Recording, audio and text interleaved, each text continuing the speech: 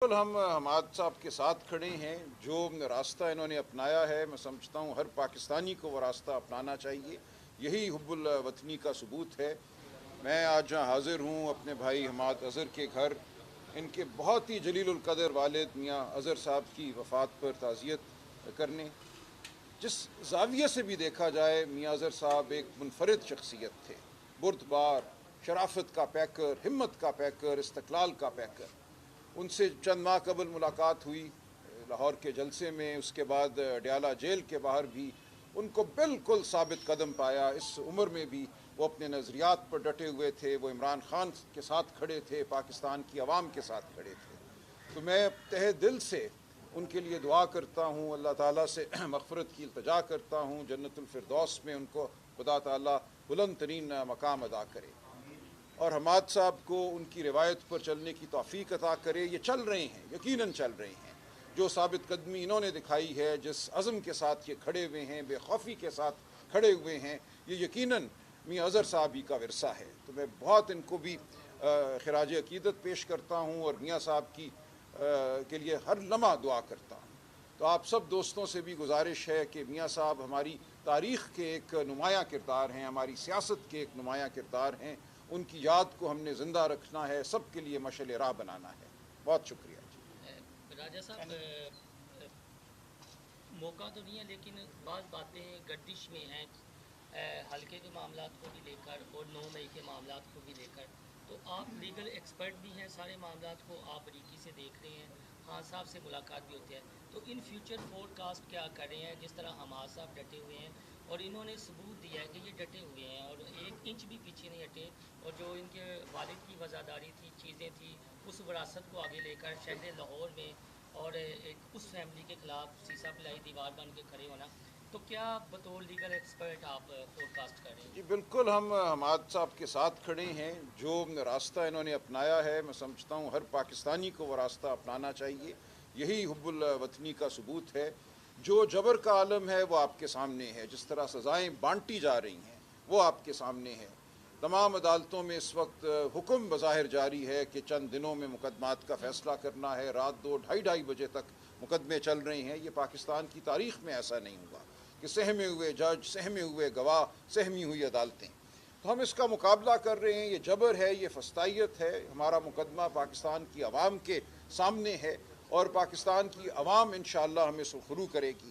پاکستان میں اگر انسانیت نے قائم رہنا ہے، شرافت نے قائم رہنا ہے، جس کے علمبردار میاں اظہر صاحب تھے، تو ہمیں ہمت سے سامنا کرنا ہوگا اس وسطیت کا، اور آپ دیکھیں گے فتح ہماری ہوگی. یہ تاریخ کا ازلی فیصلہ ہے، یہ اللہ تعالیٰ کا فیصلہ ہے کہ فتح حق کو ہوتی ہے، اور ہم حق پر کھڑے ہیں. یہ سر بتائیے گا، اپوزیشن لیڈر کو بھی انہوں نے نااہل کر دیا ہے، 10 سال کی سزا بھی دے دی ہے. اسی طرح چٹھا صاحب جو ہیں میں نے ان کو بھی 25 لوگ اور کہہ رہے ہیں کہ وہ نااہل کرنے جا رہے ہیں. اسی طرح ایک ایک کر کے تو سب کو نااہل کرتے جا رہے ہیں. اس حوالے سے بتائیے گا کہ پاکستان تحریک انصاف اگر اسمبلیوں میں بیٹھے گی یا باہر نکلنے کا فیصلہ کر رہی ہے، کیا لایا مجھے؟ دیکھیے، نااہل تو یہ نظام اپنے آپ کو خود کر رہا ہے. یہ نظام اپنے آپ کو ایک مذاق بنا رہا ہے.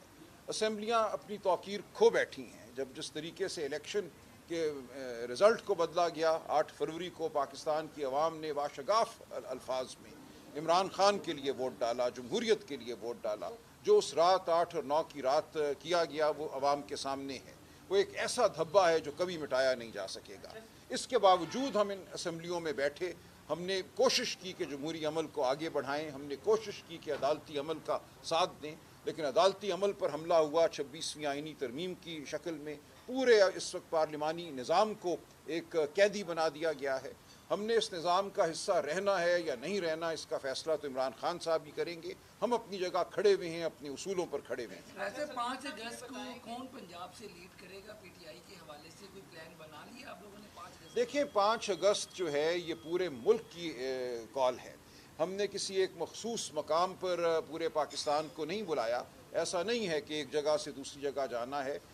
یہ بھی ہوگا، لیکن ہر حلقے میں ہر جگہ عوام نے باہر نکل کر اپنی حب الوطنی کا ثبوت دینا ہے، جمہوریت سے وابستگی کا ثبوت دینا ہے. میری پورے پاکستان سے یہ التجا ہے، یہ گزارش ہے کہ آپ جہاں کہیں بھی ہیں، اپنی گلی میں، اپنے گھر کے باہر، اپنے چوراہے میں نکلیے اور اپنی آواز بلند کیجیے. یہ آپ کا بطور انسان بنیادی حق ہے. اچھا سلمان صاحب، یہ بتائیں کہ جو حالیہ فیصلے آئے ہیں دہشت گردی کے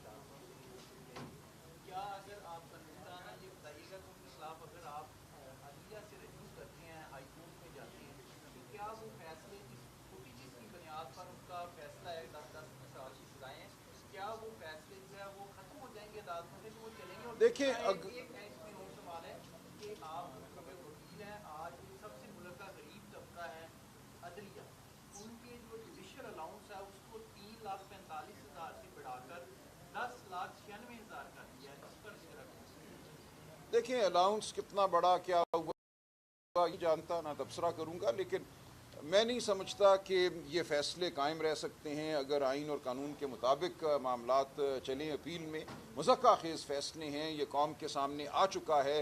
ये कहा जाता है कि कोई ज़मान पार्क में दाखिल हो गया, सुलेमानी टोपी पहने, खान साहब कोई गुफ्तगू कर रहे थे, वो सोफ़े पे बैठा रहा या सोफ़े के पीछे छुपा रहा। तो ये इस नौइयत के फ़ैसले हैं जिनकी कोई वक़्त नहीं है। जो फ़ैसला आया पिछले चंद दिनों में, आपने पढ़ा होगा, उसका पैरा 39 के सज़ा इस बुनियाद पे दी जा रही है कि इन्होंने इनकार नहीं किया कि ये पीटीआई से वाबस्ता हैं, यानी कि पीटीआई से वाबस्तगी को एक जुर्म बना दिया गया है। जिन लोगों ने प्रेस कॉन्फ्रेंस की, दौड़ गए, वो सब पाक हो गए, उनके खिलाफ मुकदमात भी ख़त्म हो गए, और जो खड़े रहे, पीटीआई के साथ खड़े रहे, जो गुरियत के साथ खड़े रहे, शराफत के साथ खड़े रहे, उनको 10-10 साल सजाएँ होंगी। सर ये बताइएगा, अब यहाँ आज़म मरहूम की वफ़ात के बाद ज़िमनी इंतखाब में अगला टिकट भी किसको देने में जाती है?